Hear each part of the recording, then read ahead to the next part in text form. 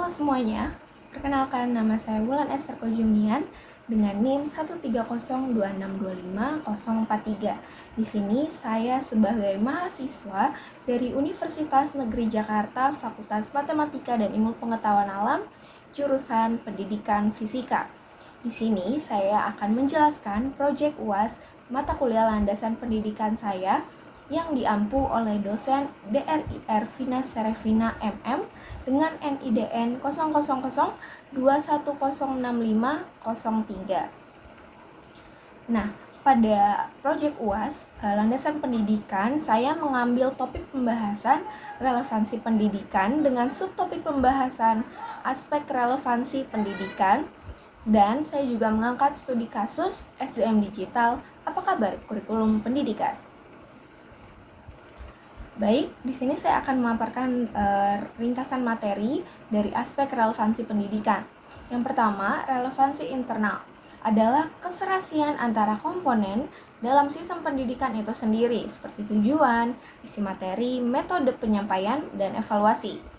Yang kedua, ada relevansi sosiologis atau kebutuhan masyarakat, berfokus pada kesesuaian output pendidikan dalam kebutuhan proses pengembangan dalam masyarakat.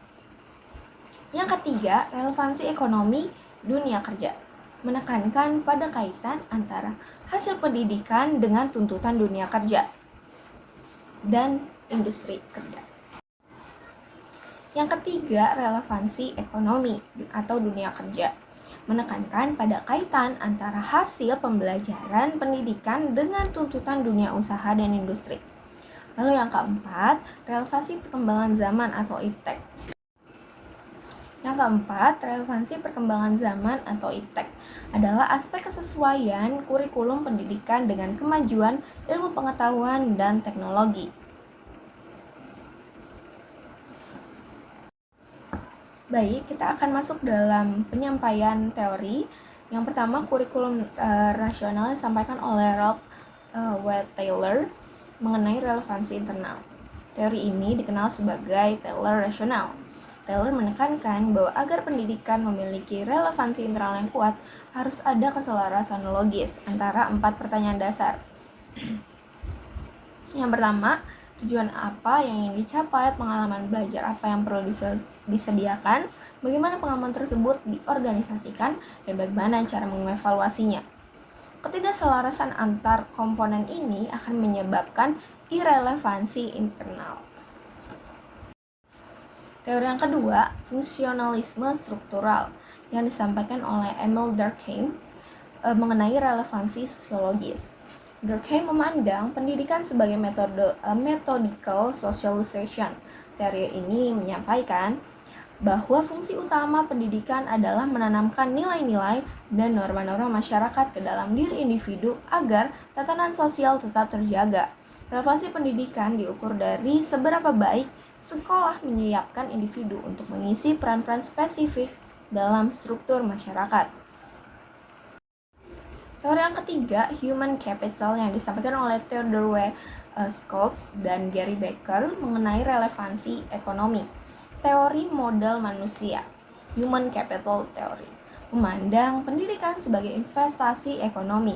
Teori ini berargumen bahwa pengetahuan dan keterampilan yang diperoleh melalui pendidikan adalah bentuk modal yang meningkatkan produktivitas pekerja. Oleh karena itu, relevansi pendidikan dinilai dari tingkat pengembalian ekonomi atau rate of return dan kemampuan lulusan dalam meningkatkan pertumbuhan ekonomi negara. Lalu, yang keempat, konektivisme, yang disampaikan oleh George Simmons mengenai relevansi iptek. Konektivitas disebut sebagai teori belajar untuk era digital. Simmons berpendapat bahwa di zaman teknologi informasi, belajar bukan lagi sekedar proses internal individu, melainkan kemampuan untuk berhubung dengan sumber informasi khusus, jaringan atau node.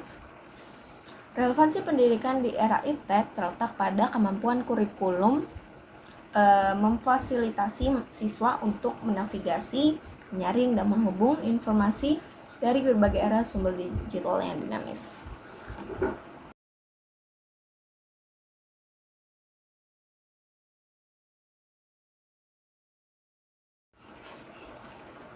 Baik, sekarang kita akan masuk ke dalam studi kasus yang dimana berjudul Krisis SDM Digital.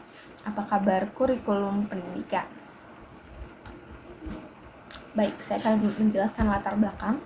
Jadi video tersebut dari Kompas TV ini membahas krisis sumber daya manusia SDM digital di Indonesia, di mana permintaan talenta digital jauh melebihi supply yang merupakan tantangan besar bagi industri teknologi.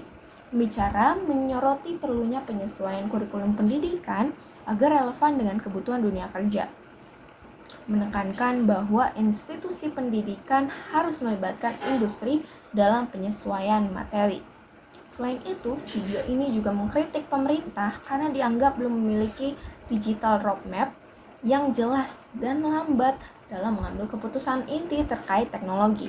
Secara keseluruhan, video ini menyerukan transformasi kurikulum dalam input masalah. Yang pertama, materi pembelajaran yang lebih menekankan pada hafalan dan teori daripada keterampilan relevan di dunia kerja, seperti kemampuan berpikir kritis, komunikatif, kerja tim, dan penggunaan teknologi. Yang kedua, banyak lembaga pendidikan belum menjalin kerjasama dengan sektor industri dalam merancang kurikulum, sehingga materi yang diajarkan sekali lagi tidak relevan dengan kebutuhan nyata pasar kerja dan Lalu, output masalah yang pertama, lulusan memiliki keterampilan praktis dan pengalaman nyata yang sesuai dengan kebutuhan dunia kerja, seperti kemampuan berpikir kritis, kerjasama, tim, dan pemecahan masalah.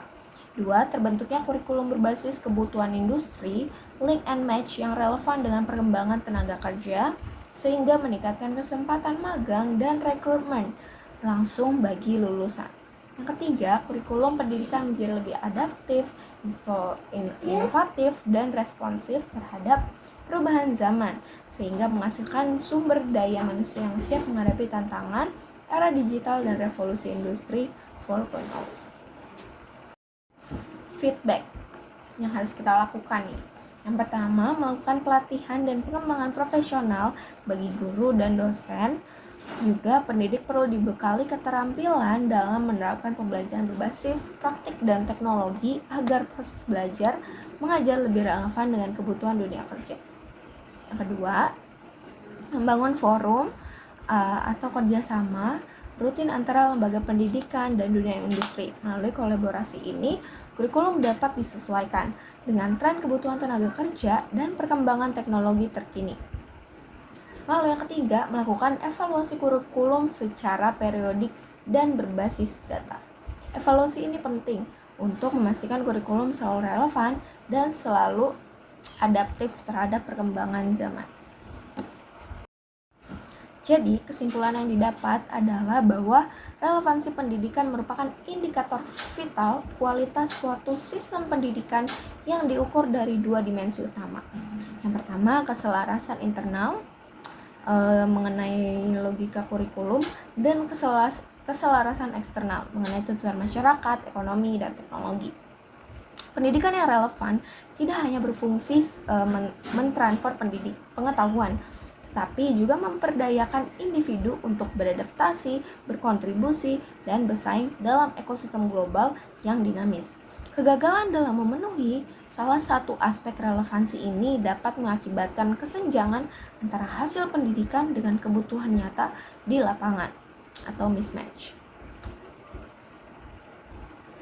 Dan berikut adalah daftar pustaka yang merupakan data-data sumber mengenai materi-materi yang saya ambil mengenai aspek relevansi pendidikan, juga studi kasus yang saya ambil. Jadi, kesimpulan yang didapat adalah bahwa relevansi pendidikan merupakan indikator vital kualitas suatu sistem pendidikan yang diukur dari dua dimensi utama. Yang pertama, keselarasan internal mengenai logika kurikulum, dan keselarasan eksternal mengenai tuntutan masyarakat, ekonomi, dan teknologi. Pendidikan yang relevan tidak hanya berfungsi mentransfer pengetahuan, tetapi juga memperdayakan individu untuk beradaptasi, berkontribusi, dan bersaing dalam ekosistem global yang dinamis. Kegagalan dalam memenuhi salah satu aspek relevansi ini dapat mengakibatkan kesenjangan antara hasil pendidikan dengan kebutuhan nyata di lapangan atau mismatch. Dan berikut adalah daftar pustaka yang merupakan data-data sumber mengenai materi-materi yang saya ambil mengenai aspek relevansi pendidikan, juga studi kasus yang saya ambil. Baik, sekian video Project UAS Landasan Pendidikan 2025. Saya Wulan Esther Pujanian, pamit. Terima kasih.